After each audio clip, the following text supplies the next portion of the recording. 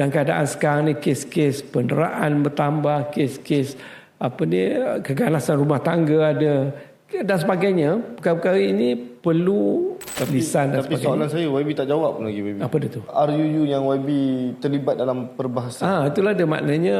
Jadi satu daripada undang-undang yang saya rasa perlu terlibat dalam perbahasan adalah undang-undang yang dibentangkan pertama kali di Malaysia. Yakni undang-undang Profession Kerja Sosial 2026.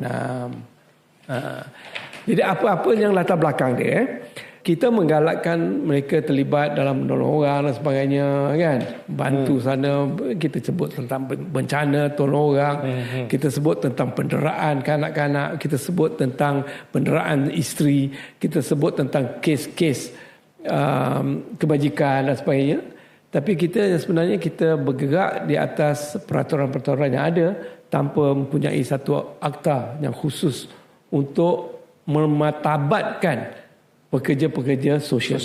Contoh dia di Filipina, undang-undang untuk pekerja sosial telah wujud semenjak tahun 1965. Di Singapura 2009 dah ada.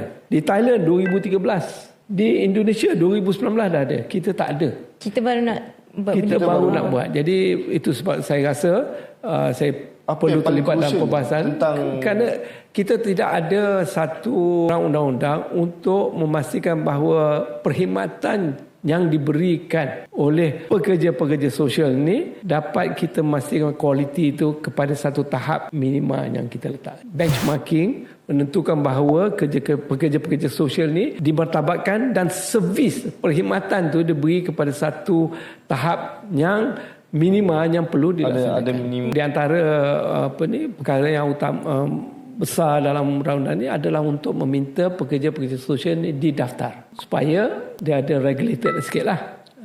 Daftar. Jadi kita akan menetapkan, kerajaan akan letakkan syarat-syarat minima.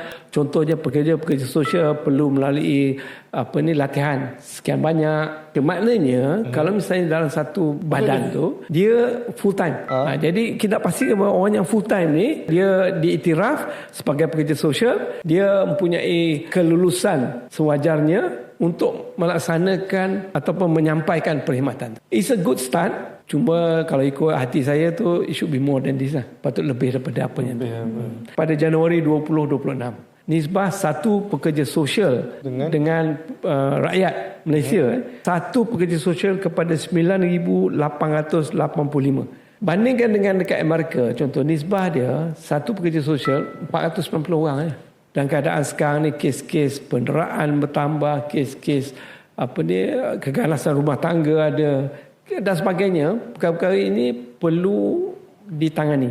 Dan satu daripada kaedah untuk kita meningkatkan, memartabatkan lagi pekerja-pekerja sosial ni supaya peranan itu dapat dimain dengan lebih kesan dan akhir sekali harap-harap statistik tu menurun.